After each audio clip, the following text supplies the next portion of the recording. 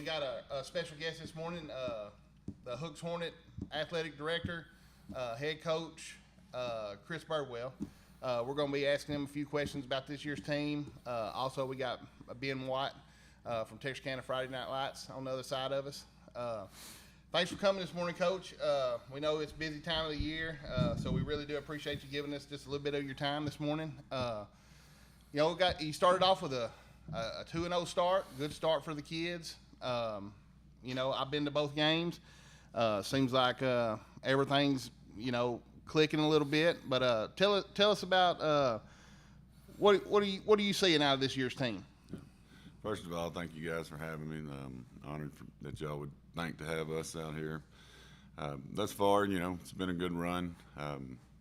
Team has something a little different about them. They're just for an example, on Monday when everybody's off school and out of work, that's always a day that's hard to get everybody in and hard to get everybody bought in. And we had just having 100%, attendance on a day like that says a lot about your team. And we talked about that as coaches. And the first step of going as far as you want to is having kids believe. It's hard if they haven't done it. If they haven't won a state championship, it's hard for them to realize that's in grasp and they're capable of doing that, and that can be done. This group of kids is a little different. You can feel that they believe they can, and that's the first step. If you don't get past that step, you can't. You won't ever do it. So, just the feeling that they know that. I think I've had one other team that maybe I could truly say that about. And they knew they had a chance, and they had a chance, and then they lost their quarterback, Jordan Johnson, back then with the Estelles and Mayhar and all those kids. Really good group of athletes, and that season still makes me sick when I think about it. Just non-contact injury, kind of the same thing that happened this year.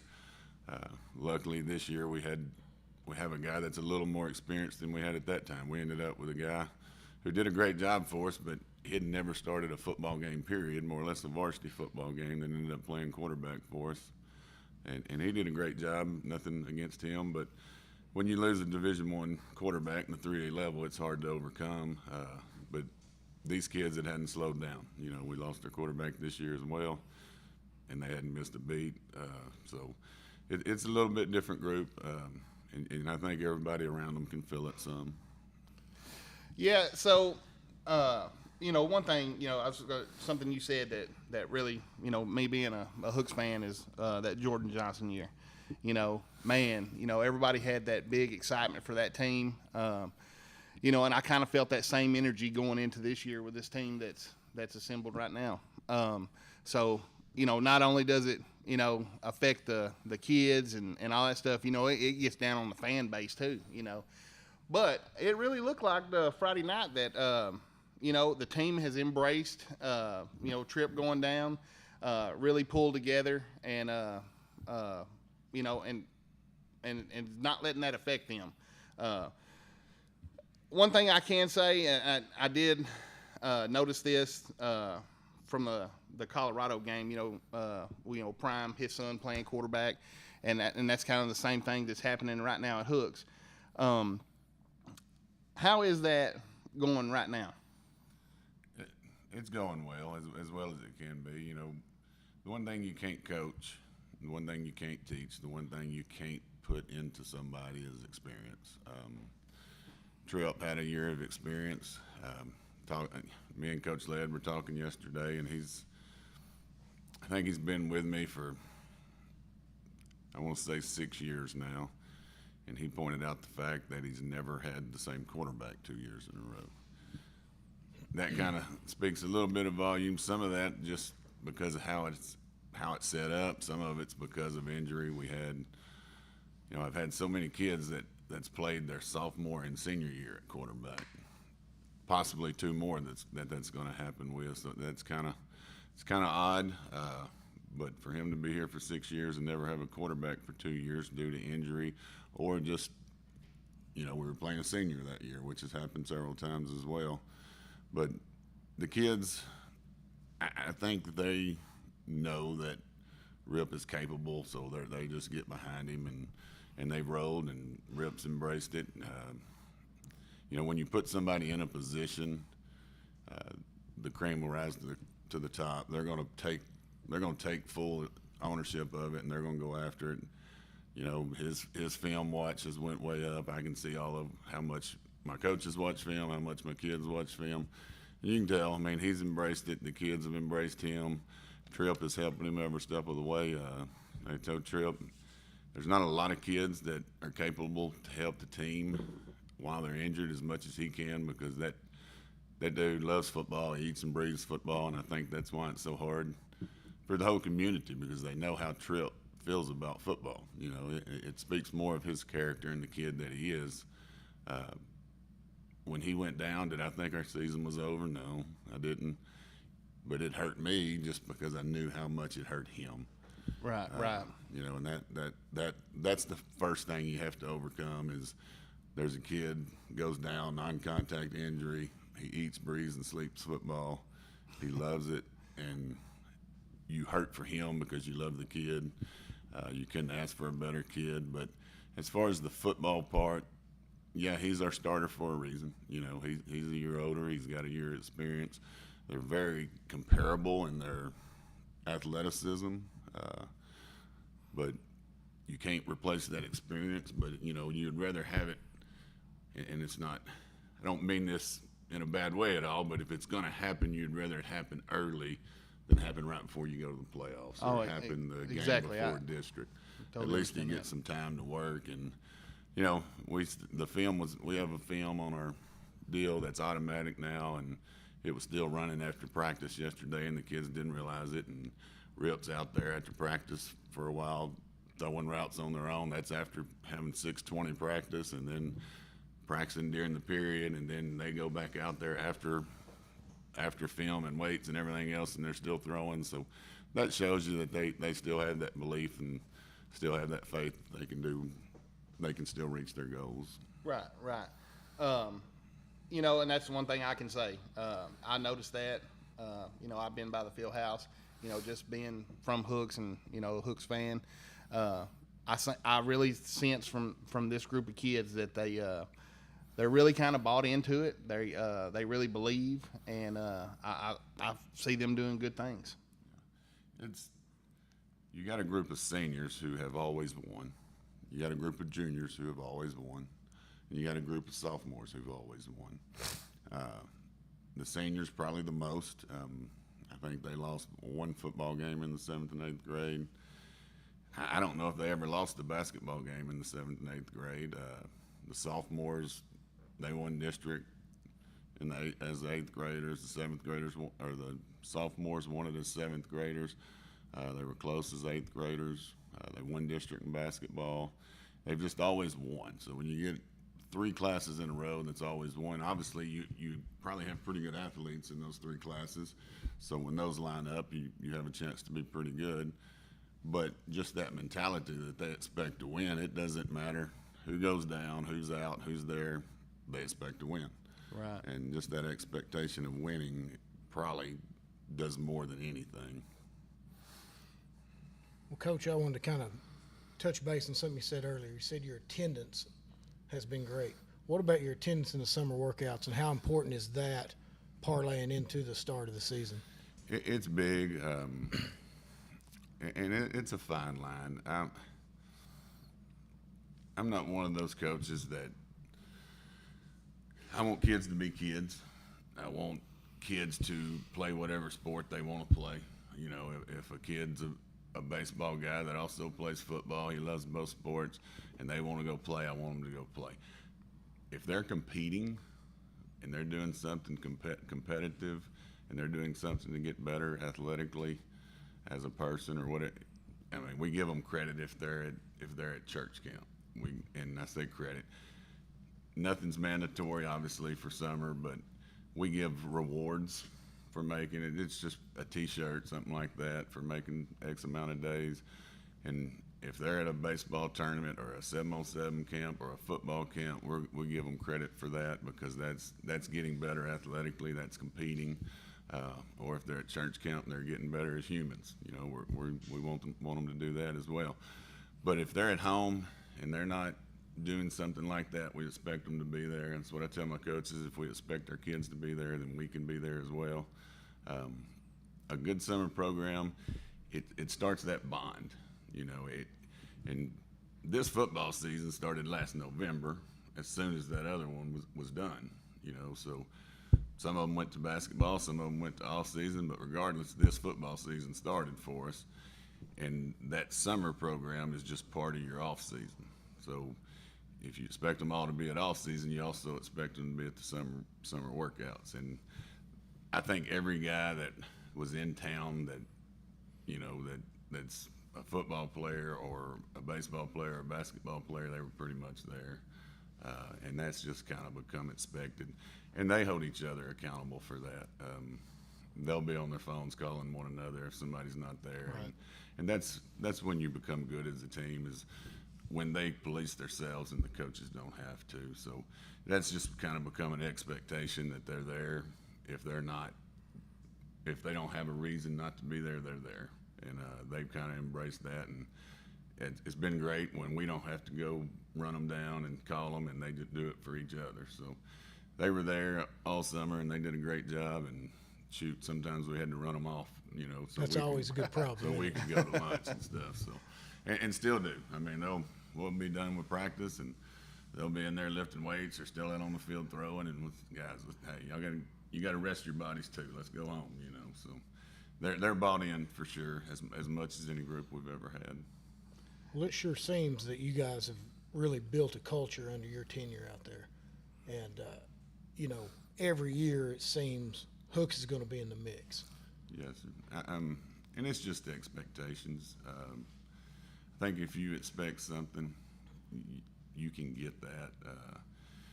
And it's when you start, as an athletic director, I take as much pride as being the AD as I do the head football coach. And when you get all your sports to where they're competitive and all your sports expect to win, it just carries over. One of the big things for us, and most head football coaches wouldn't say this, is the fact that our basketball team went to state last year. I think that gave the whole school realization that, hey, it can be done. Those guys have won some close games. They battled. Those are the same kids that are out there playing football for us right now, the same kids that expect to win in football, expect to win there. And it gave them the realization that, hey, if that group can do it in basketball, then we can do it in Absolutely. softball, we can do it in baseball, we can do it in football, and it just all carries over. And I think pushing every sport and trying to get every sport successful is what's kind of built that culture. If you're just good in football, you really don't get that culture that you want. If you're just good in girls sports, then you don't get that culture. Just boys sports. It's building that totem program, and then you see those boys and girls, instead of talking about each other or competing against each other, they come together and they're rooting for each other. I saw a clip from our football game, and it was all of our young ladies after their volleyball game, and they're up there cheering for our football team as hard as you've ever seen, and that's the culture we want. We want everybody to, it doesn't matter who's playing, we're all Hornets, and we're all going to root for each other, and we're all going to be there for each other. Coach, I want you just to tell us, I think he's a very special player to this team. I think everybody in the area even thinks that he's underrated. Tell us a little bit about Boogie Johnson. One of the best kids you'll find. Boogie's one that you can't say enough about. I'll get calls from women in the community. Hey, I just want to let you know, Mr. Johnson stopped and helped me load my groceries at the grocery store. And I get those all the time about him. Great kid, great competitor. Everybody that you can think of has stopped in to talk to him as far as, college football. I mean, Baylor's come in and talk to him. OU's come in and talk to him. Colorado State's going to be there Friday to watch him. Right. There is Boogie grew a lot real quick. He was always the quickest. He was the water bug that everybody talks about. Well, now he's 6'3", and he grew about 8 inches in about 9 months. Wow. So in that process, he got faster, so he straight lined faster, but he lost a little explosion. Okay, he's gaining that back, and you can see him gain it back during basketball a lot, even after football, just the running and jumping every day. And you see it more this year than you did last year. And that's kind of what some of them are looking for, is just that explosion like David had and Benji had and some of those guys. Right. And it was because of his growth and how quick he grew that he lost some of that. Now, he still broke every receiving record we had for a single season last year. But they want to see that, and he's got that now, and I think this guy will see it Friday when he comes. And they told him, for a college football coach, a Division I coach, to come be on the sideline on a Friday night, they're serious about you. That's a big deal. They want to Sure. see you on the hoof. See, I've been at Texas High, I've been at Hooks for a long time, and I've probably seen that 4 times in 22 years. So, and when he comes to watch Jatavius, he's going to see a bunch of other guys run around on both teams, because Winsboro has a good team as well, and they've got some good players. So Jatavius is going to get his chance, and he will play college football. It'll just depend. This season will depend whether it's Division I, FCS, Division II. You know, it'll be on this season for him, so it's a big season for him, and he knows that, and I've told him that. So he'll have plenty of chances, I think. And I guess one of the things that I can say about Jatavius is he's one of the most selfless young men that I think I've ever met. Yeah. I mean, he not only does he feel like, I guess, I don't even think he really cares sometimes about how good he does, as long as his teammates do good. Right. If he can help them do good. So I think that's a big thing about him. That's one thing that I get from him that I think is just extraordinary. You know, one thing everybody's always said since I started coaching day one of the hardest positions to coach is the receivers, because usually they're the prima donnas and the ones that's got all the bands and gloves and look pretty and got a little swag about themselves. And he's probably the best blocking receiver I've ever had, and that's 22 years of doing this. And a receiver that'll go out there and do that says a lot about him. I'm gonna tell you, the young kid we have that's playing right now, Bailey, gives him all he wants at blocking, because that dude will block too now. And that's when you got receivers blocking their tail off, and they don't mind being an offensive lineman for a few plays to get a few balls later. That speaks volumes about your team. But when he'll go out there and block, and we would bring him in, and the little bunch set, we would get in the bunch set to put him at the point where he could block down on DNs last year, because he blocked that well. Right. Now, that's not to say if you put him head up on a 230-pound DN that he's going to drive him, but if you give him a little angle, he's going to get him. Right. He's going to get him, and we're going to get that edge for sure. And he does a great job, and he'll do whatever it takes to be successful. And that's that also goes into the other kids. When they see your best players doing that kind of stuff, then they don't have a choice but to do it as well. So just his leadership and his character has helped so much and built this team a lot. Yeah, he's a great young man, and you got a team full of great young men. I guess, about running out of time. I know you're busy. You got to get back. I guess the last question that I got is, tell us a little bit about your staff and how. I mean, I don't even know what the word is. I don't know if it's lucky or I know probably blessed. But tell us about your coaching staff real quick. Somebody asked me what's the biggest thing that we've done around Hooks to build it, and Mr. Watts kind of brought attention to it. I'm not real smart, to be honest with you, but I'm smart enough to put good people around me. I'm smart enough that when I'm coaching with good coaches at other places, to soak in from them, to be nice to them, to have a relationship with them. And I'm smart enough that if I'm coaching against a guy that I know is a good coach, to find out how to have a relationship with them and talk to them. So I feel like we probably have one of the best staffs in 3A. We've got 5 current me being the current or former athletic directors. Todd Ledford was the head coach at Arkansas High, at Ashdown for a long time. Coach Basinger, our defense coordinator, he's been a head coach at 2 different places, at Smackover and Queen City. And we brought in Coach Edwards this year, who's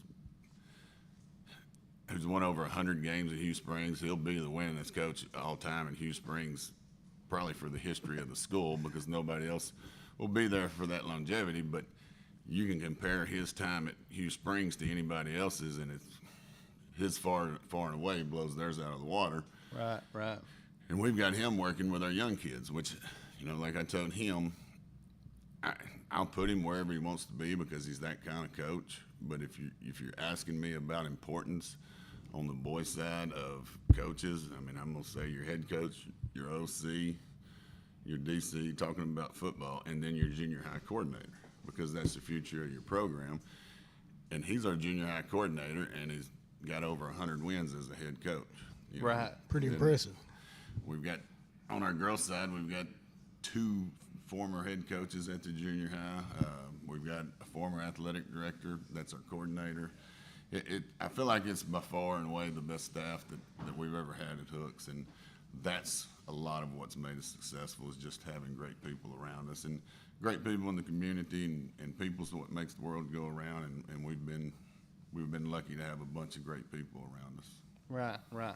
Well, Coach, we thank you for giving us a little bit of your time coming on this morning and talking to us and telling us about the team and the whole dynamic. We're going to take a quick commercial break, but before we do, good luck this Friday night, and good luck the rest of the season. Go Hornets. Thank you guys for having me.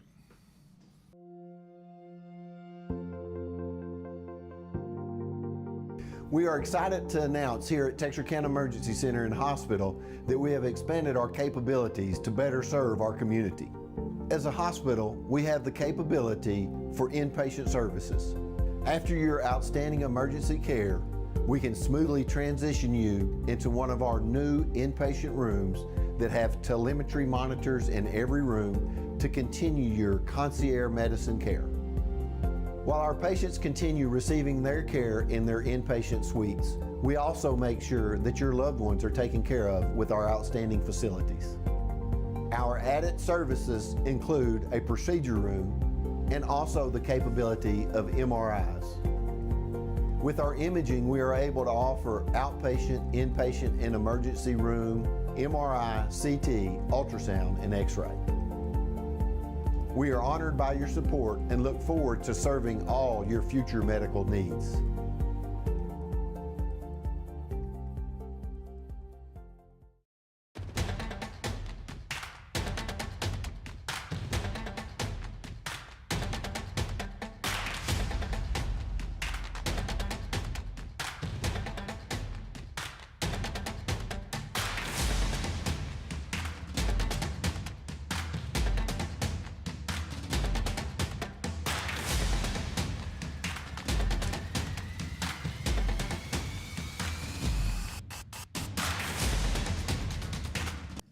All right, and we're back. Jay Davis is on here with us. The King of Hooks is with us. Nice hat. Yeah, so, I hate that Mr. Game Day's not here today. They've been ragging on me about my hat, so I just wanted everybody to know, hey, that's a Hooks hat I got. That's a Hooks hat. This ain't no photoshopping. That's a big head, isn't it? It is.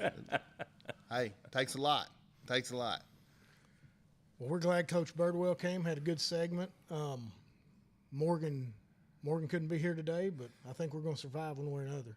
Oh, yeah, we're going to make it without Morgan. But before we move on from the hat situation, how about we got our man over here, Mr. White, with his trademark cowboy hat on? There's an S on my name. Watts. Okay. Well, it's after Labor Day, but it's also 100 degrees, so we can't go to Felt just yet. Right. I need to up my lid game then. You're going to have to get you one. Maybe next week. You're going to have to get you a fedora. Maybe next week. Well, Jay, you got a little more hair left on your head. I just kind of As of now. I tried to keep up with it for a little while, but I finally just said, hey, just let it go. Well, the one thing that I do want to commend is Coach Birdwell. I've known him for probably approaching 20 years now, and it's been more of outside of athletics that I've gotten to know him. And not only is he a good coach, but just a great man. And so I think Hooks is definitely blessed to have him in that leadership role. And I think, you know, there's nothing but gold going on at Hooks right now, and kudos to what he's done for that program.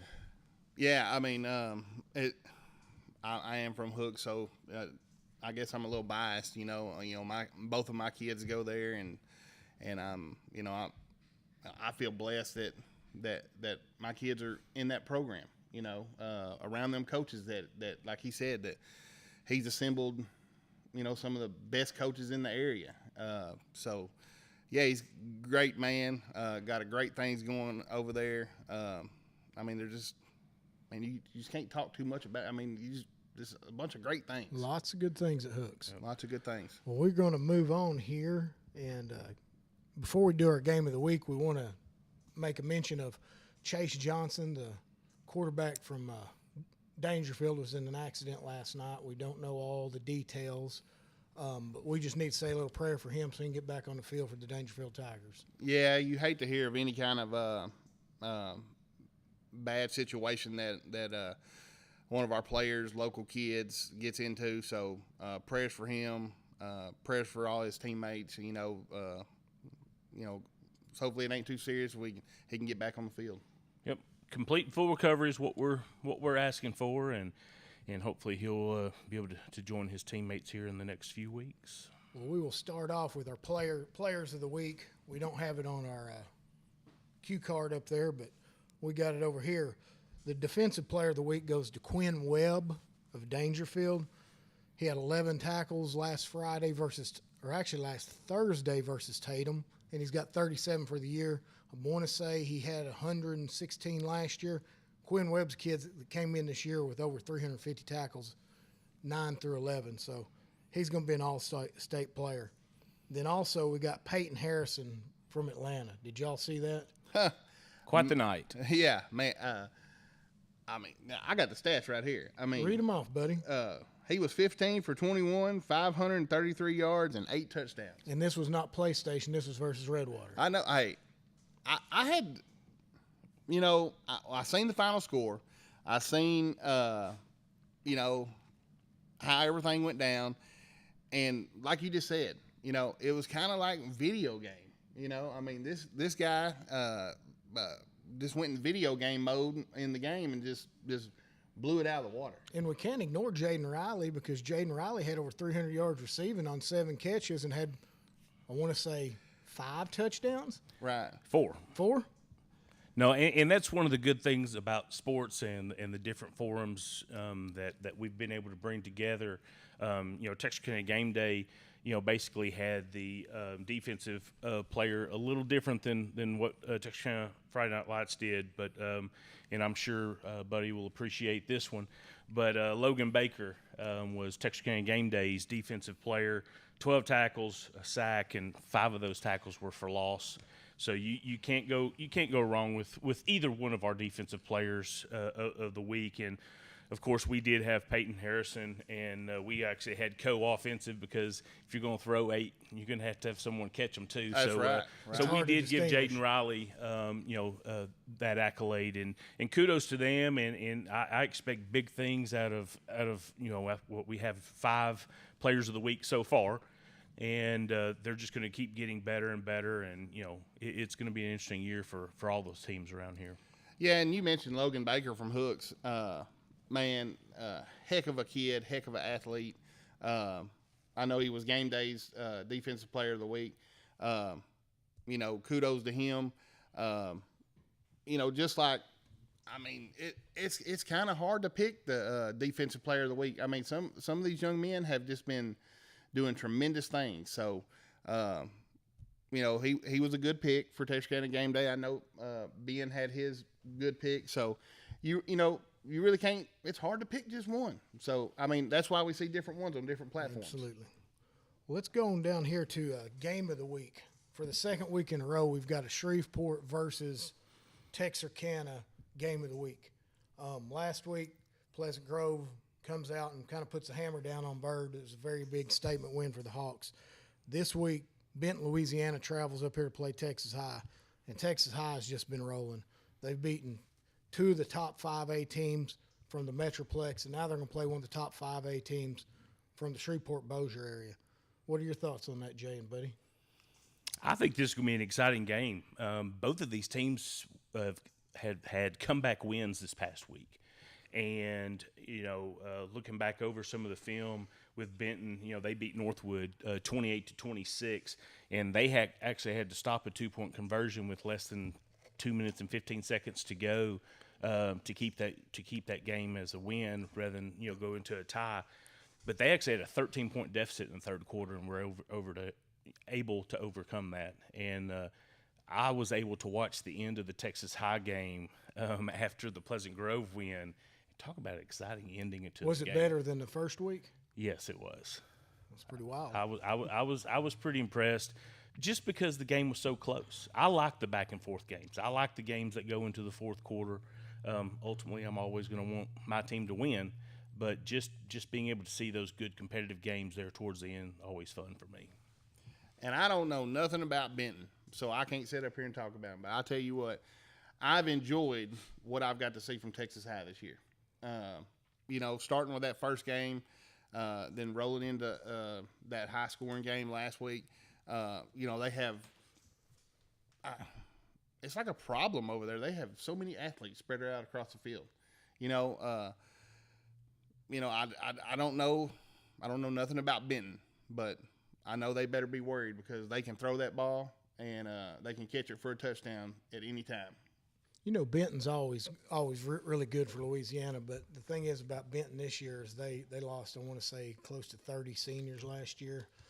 So you're going to have a lot of, rebuilding going on there. So I think, in my opinion, Texas High wins by 14 to 17 points. But regardless, it's a good win. It's a good program. And I'm gonna go with that as well. I think it's actually going to be probably a 3-score difference between the two. The one thing that they're going to have to look at keeping under control is their number one running back, Greg Manning. He looked extremely good on the film that I went and watched this past week. But, when you start looking at that Texas High defensive line and linebacking core, I think it'll be a fair match. I can't recall his name, but, one thing that's kind of glaring to me is their star defensive lineman is 6'1", 220. That kid's a linebacker up here, Well, and his deadly weapon's his speed. But I mean, it's gonna be fun watching he got Potter. some big old boys to push around at T-High. Yeah, but it's gonna be fun watching Potter against this Benton defense. I did see a few cracks in the defensive backfield, so Potter may have another night through the air. And Potter's put together 2 excellent games, probably 2 best games of his career, and Kenny do 3. Yeah, Potter's a dude. I mean, absolutely. Yeah, Benton does not want to let him stand back there and just sling it around. They definitely don't want to do that. And I think for Benton to be able to keep this game close, they're going to have to come out in this first quarter and really shock the Texas High Tigers. Oh, right, absolutely. Well, let's move on to Arkansas High and Arkadelphia. All right, Arkadelphia last year was very, very good in 4A. Went to the state finals, I believe, and I want to say they come to Texarkana and beat Arkansas High 40-0, something like that. I think you're going to see a different outcome this year. Arkansas High's grown a lot. Arkadelphia's down just a little bit. You're going to have Nate Wall. He's going to have to carry a lot of the load. Freshman Tony Noble, that's going to be a kid. He's going to be a household name real soon in Texarkana. He's, in Arkansas, you've got senior high and you got junior high. Well, senior high is 10 through 12. Right. Junior high is 9th grade and 8th grade. 7th grade has their own team. Well, this kid's a freshman. He is playing up in Arkansas, and that's a big deal. If you play on the senior high team in Arkansas as a freshman, you're special. Yeah, actually, I guess I need to thank Ben with the S on the end of what. you really taught me a little bit about Arkansas football and the kind of dynamics, because, man, I really didn't know much about it up until now. So just like what you just mentioned, being a freshman in Arkansas, I guess you're considered junior high. Absolutely. And for him to step up and be playing on that level, I mean, that's a big accomplishment. I don't even think that's legal in the state of Texas for an 8th grader, or was he a 9th grader? Well, that's right. So It's just yeah. Arkansas is just a line different. So it's, if you're a dude, you're going to play in Texas on the varsity as a freshman. Right. But in Arkansas, it's few and far between. Well, I love starting to get this deep into the season, because then you can start really looking at stats and different things like that. And one of the targets that Wall has is only averaging 51.5 yards per reception. Is that Telly? No, that's actually going to be Bragg's. And so, I think it's going to be fun when we get to watch these players, because you're figuring out that kid right there has got to be pretty quick, and he's spreading the field out. And so that's going to open up the running game for Arkansas High. The thing coming in, though, is Arkadelphia's 2-0. They're averaging, I think, 33.5 points per game. So, how's Arkansas going to match up to this? I think Arkansas is going to have to match up to them. I think they're going to have to call on their defense a lot against Arkadelphia to make this the one close. And I had this close. I have Arkansas winning by 3. Gotcha. All right, let's move on down the line to Hooks versus Winsboro. Boy, I caught a lot of flack on this one this week. Well, you sure did. And here's the deal, I think Hooks is great, and I believe Hooks could win. But I wanted to get around to it with Coach Birdwell, but Buddy talked too much, so, I missed it. But here's the thing.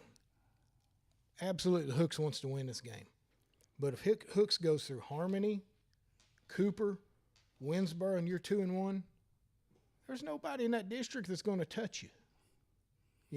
If you win tomorrow, you're probably going 10-0. You lose tomorrow, you're going 9-1.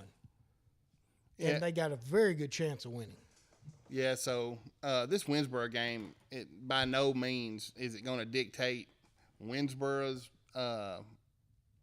year or Hooks' year, no matter who wins or loses. Of course, I'm over here picking Hooks. I think Hooks has got the dudes to do it.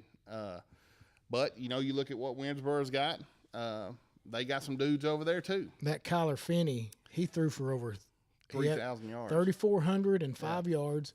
40 touchdowns. 40 touchdowns, 900-plus yards, and 15 touchdowns on the ground. Yeah. He's a dude. And the only thing that you can do with an athlete like that is hopefully contain him. And, I think if Hooks can keep him in the pocket and make him rely on just his arm, then they're going to have a better chance than if he's going to be able to get outside the pocket and make plays.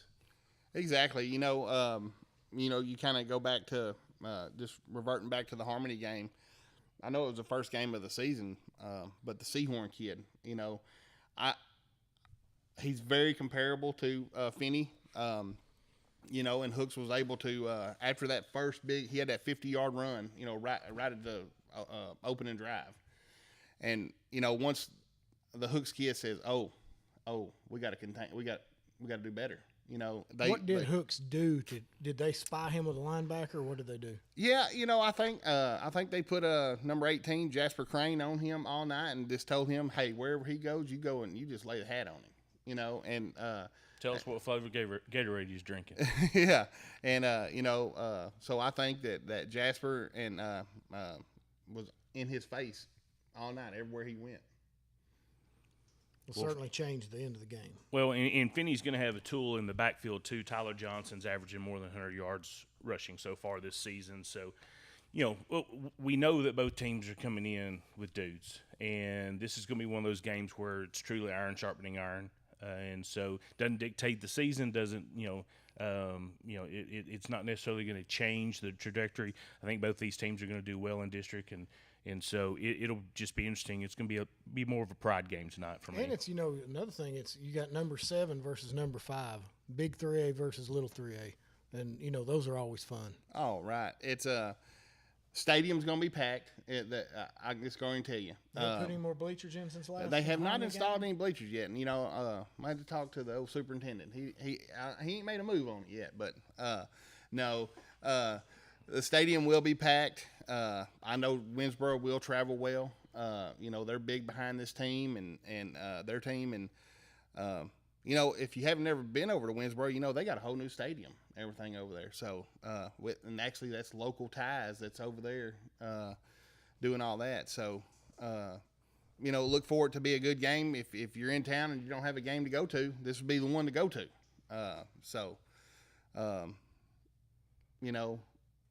I don't really know what else to say Go about it. Hornets. Go Hornets, yes, of course. Well, let's move on down to Pleasant Grove and Midland Christian, a neutral site game at Prosper ISD. $100 million stadium, over 12,000 seats. The only bad part's at 1 p.m. on Saturday, and it's going to be hot. Ooh. You going to be there, Jay? I will be there. We'll be streaming the game, so looking forward to Pleasant Grove playing Midland. Midland is not a UIL They're a TAPS team. sanctioned school, so it's a little bit different to be able to really get them quote ranked and different things like that. I do have Pleasant Grove winning this one, trying not to be a homer here, and I do have them winning it handily. Well, last year they came over here and Pleasant Grove beat them 48-21. And here's the deal. Midland, they go fast. They had some receivers, had decent on quarterback. They hit some plays late to kind of make that closer than it actually looked, but they could not stop Pleasant Grove on offense. And I suspect that'll be the same thing again. I want to say Midland is picked second in their TAPS district, and they are, I believe they're TAPS 4, if I'm right, which is, I'm assuming, like 4A for the private schools. Yeah, it's Division II District 1 is what they are. Okay. But, this looks like it's going to be a game won by the Hawks. Midland always goes to playoff. Midland Christian goes to playoffs in their division. But we don't really get a barometer of how good they are. Well, they definitely have the history. I think this is going to be looking to make 20 seasons in a row making the playoffs. This is Chris Cunningham's second year there. He had a lot of success before he came into Midland Christian. So as far as coaches, we're going to have two great coaches, matching up this coming Saturday. And then one of the key pieces for Midland is going to be Colton Newsom as their senior quarterback, and what he's going to be able to do. They had a lot of success going against UIL sanctioned schools in the 7-on-7. So he's got some legs. Watching some of the film, he's able to tuck it and run it, if necessary. And he's got a transfer running back behind him, Briley Perez, that looks real good. Well, see, they've got another kid besides him. I can't recall the name, but he's 6'1", 220, and he runs a 4.5. So, I mean, they've got some kids. I just don't think they're going to have the depth of the size. And that's what it's going to run into. One of the things that I also saw on film, and if any PG coach happens to catch this, I would blitz every time they punt, every time they go for a field goal. I did see some snapping issues, which Pleasant Grove's got some cures to do there as well. I think we had a couple of PATs and a couple we had of a field goal blocked. and a PAT block, So, yes, sir. But no, it's going to be an interesting game. But I do have Pleasant Grove winning this one handily. Something else I think you're going to see is Pleasant Grove did much better last week with the running game, but we're still not back there.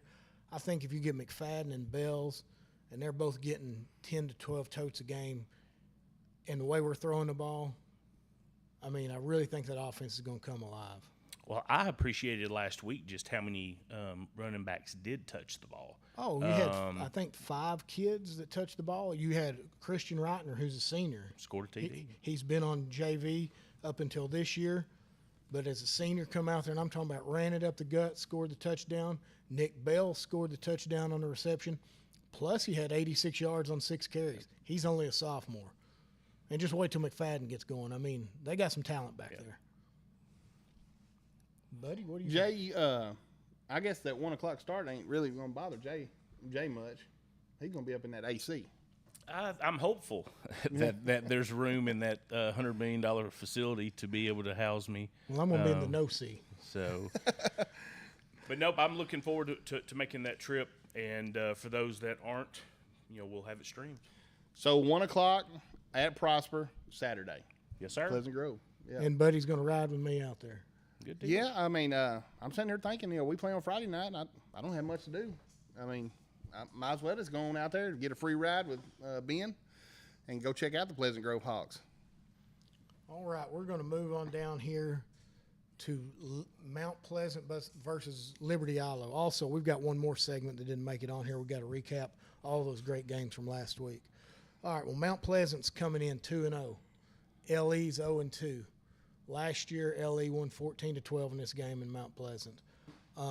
You got a superstar in the making in Mason McMinn at quarterback out there. And of course, you got the Louisiana Tech commit, Money Thompson. Then Antez Jeffrey is a wide receiver committed to A&M Commerce. But then you look on the other side of the ball, LE's got more college kids, but they've had struggles this far. They were 14-point favorite over Henderson. They lose by 14. They go out last week to Paris and lose 30-0. How can LE fix this and get the wheels back on? Well, one of the things that Coach Davis mentioned during the summertime was consistency. And you mentioned they've got the players. There's no doubt in my mind that Liberty Islo has the athletes to be able to go and play these teams for the remainder of their schedule and make it competitive. But the consistency out of their players is going to be key. And then getting that confidence. Anytime that you come off of a shutout, that's a tough week of practice. And so I'll be interested to know how this week of practice has gone. There was some extra time on Monday, with school not being in session, that they had some mirror time. That they had the opportunity to be able to look at themselves and see what they're made of. And so I expect Liberty Islo to come out and be a very, very different team than what we saw the first 2 weeks.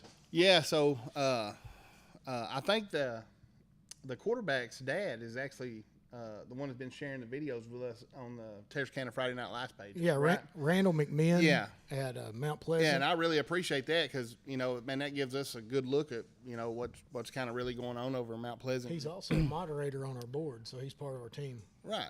So, Well, his son only has 5 passing TDs and only 3 rushing TDs. So, Yeah, so- pretty good athlete. yeah. Thanks, moderator. Thanks, Randall. But I get to see all that stuff, and I'm like, man, they're just right down the road, and look at this dude right here. But I want to say this about Liberty Islo. Like you just said, Jay, I'm sure they had some time to look in the mirror. Hey, what do we need to do? What do we got to do to refocus? We have the athletes. They have the athletes. I don't know if it's maybe some adjustments with them, different positions, maybe some different plays. I don't know, but I really think that Liberty Islo going 0-2 with the athletes they have. Like you said, they're going to look at themselves, and I think Mount Pleasant's going to have to deal with that this week. And I don't think Mount Pleasant can sit there and say, hey, they're 0-2, so we got them. So I look for Liberty Islo to come out and play an extremely tough game this week and take it to Mount Pleasant. This is a big game for both teams.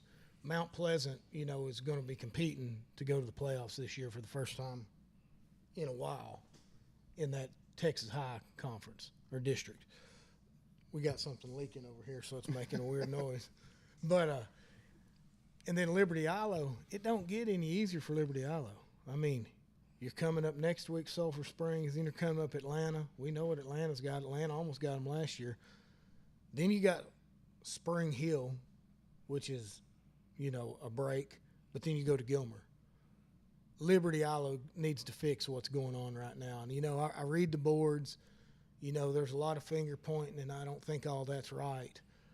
I just think they need to take a deep breath and play within themselves because I do think they got the kids. Well, and you've got Mount Pleasant, Sulphur Springs. These are two teams that are going to get them ready for that gauntlet of Gilmer, Pleasant Grove, and then into the playoffs. They're going to make the playoffs, but these are the type games that prepare you, and that your coaches and your players can go back to when that adversity hits. Deep into a game against a tough opponent, you can go back and say, "Hey, we've already done this. Let's strap the helmets on and let's take it to them." So, I do think this is going to be a huge learning week for Liberty Allo about themselves. I just think the mental game could step in here and kind of derail things if you don't have a good outing, then you don't have a good outing against Sulphur Springs, and I don't want to see it snowball. They just need to take it one play at a time, go bust some heads, and they're going to be okay.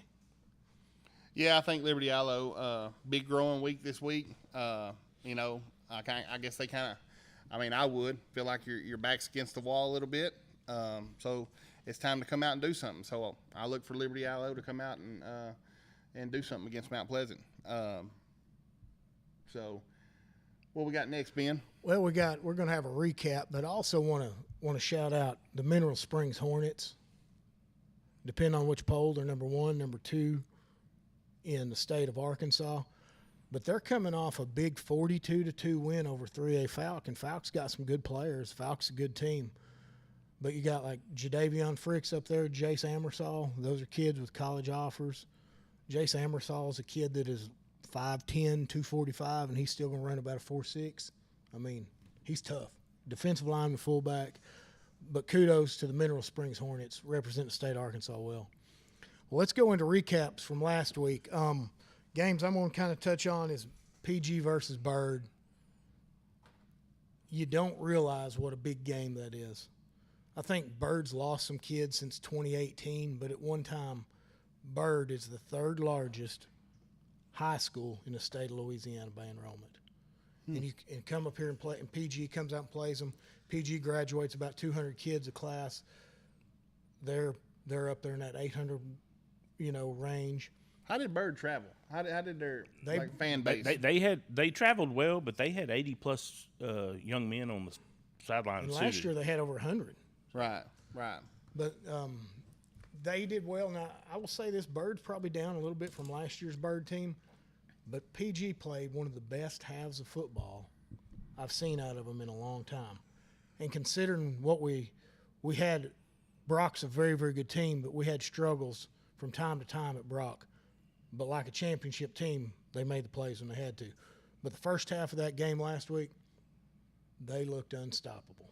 Well, to key in on what Coach Davis said about Liberty Allo and their success during the summertime, I saw a lot more consistency out of that offensive line, and it was a surprising welcome to have Joseph Bailey back. Oh, he's a game changer. He got the fumble. I did not expect him to be in that game until he made his first play. So he's definitely going to be a good addition and strengthen that offensive line. We got Arkansas High. Arkansas High originally had a 9-game schedule, and at the last minute picked up Hamburg over in southeast Arkansas. They went over there and beat the 4A Hamburg 38-7. Several kids had great games. Nate Wall looked good. Texas High, great game, second week in a row. They're like the heart attack kids. They figure out a way to pull it out. Yeah, they do. That was what was the final score of that game? It was like 41-38. Yeah, I knew it was high scoring, and it seemed like it was just back and forth and right down to the wire. So, yeah, kudos to Texas High. I think they've got better every week, and I just look for them to do good things. In a big game, that Hooks went over to Cooper last week and beat a very good number 4 ranked 2A Division I Cooper team 26-19. They're going to hand the ball off a lot and try to pound you. And, Hooks held their own, come in with the first week of Ripken Birdwell start, and they led 26-13, so it really wasn't as close as it appeared. Yeah, they scored a late touchdown with under a minute left in the game. I will say this: we had to fight their chain crew all night. When you cross that Sulphur River going that way, it's just a little different out there. They got a little additive in the water. Well, I mean, I just want to say this, and this is no slight to any chain crew out there, but let's just say this: the Cooper running back would run for like 8 yards. If the chain crew thought he had a first down, they were moving the chains without even the line judge telling them. How'd the coaches handle that? I don't think Coach Birdwell was not happy with it after he kind of figured out what was going on.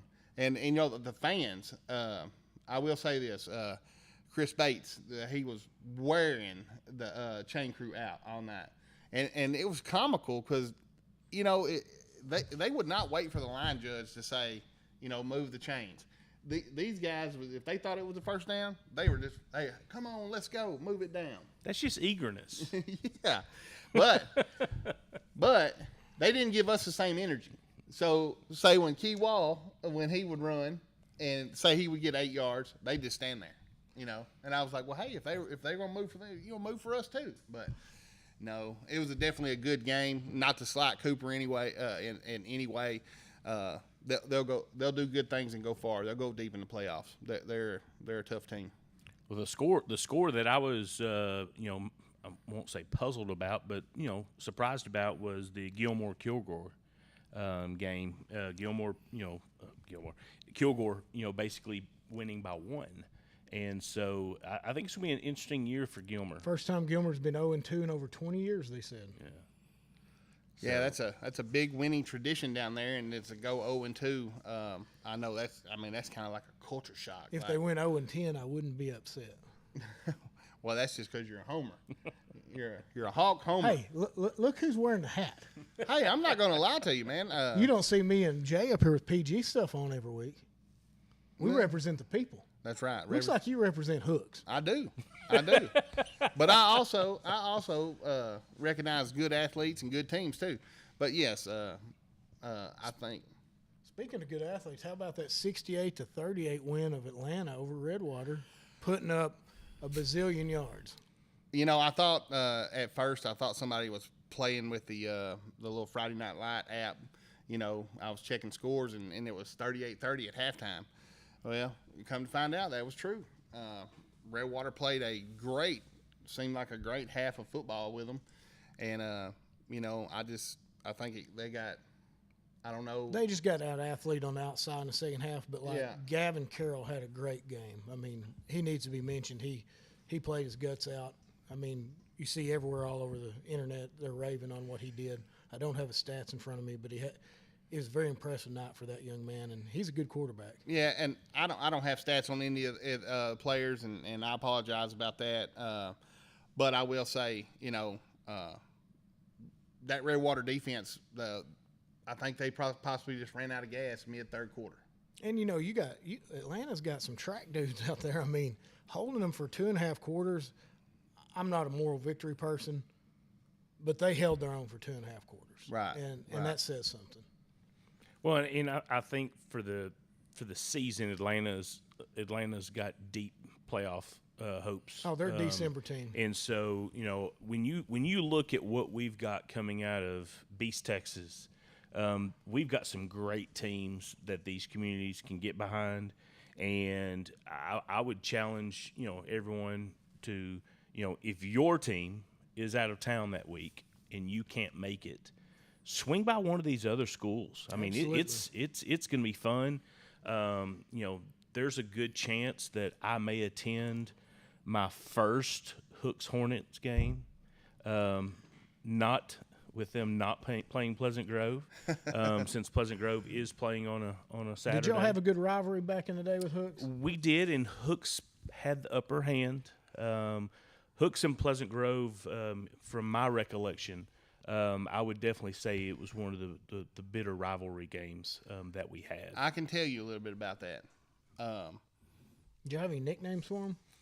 I call them the Town Boys. I still call them that, the Town Boys. I don't even like to use the word hate, but I absolutely hated the Pleasant Grove Hawks when I was in school. You know, that was our rival. And, you know, and it's like every year we look to play them. You know, did they play hard? Oh, hey, let me tell you something. That was the hardest playing team of kids, that gritty, dirty. I mean, they played you hard and everything. I can't remember a single game, even the games that maybe got out of hand, you know, one way or another, that they weren't still getting after it. Oh man, With 2 minutes left in the That game. says a lot. right. Hey, and so I mean, I give them credit about that. I mean, hey, they talked trash, they played hard, and did not quit until that final buzzer went off. You know, so it was not just a big rival game. It was a fight all the way to the end. There's one more score I want to get to before we get off here, and it says a lot about the football in our area. The Prescott Curly Wolves, one of the top teams in 3A. They go to 5A McAllister, who's a playoff team, and lose 17-13. 3A in Arkansas going to 5A in Texas would probably not be a good matchup. You wouldn't think so in Oklahoma. But them going over there and almost beating McAllister, that's a big, big deal for Prescott. They're probably going 9-1 the rest. They'll go 9-1, chance to win state in 3A Arkansas. Well, until I got involved with Texas County Game Day, Prescott really wasn't on my radar, and they've been fun to watch the past 4 or 5 They've years. always had some dudes. So Yeah. Well, kudos to the Prescott Curly Wolves, and I hope they have a great season. All right. Anybody got anything else? Nothing else from me. I just hope for another week of safe football play. No injuries. Everybody making safe trips there, safe play, and then safe trips back. And we'll look forward to seeing everybody next week. Yeah, and just like Jay said, if your team's not playing at home and you want to catch some good football, find one of your local team, another local team playing around here, and go support them. Good deal. Until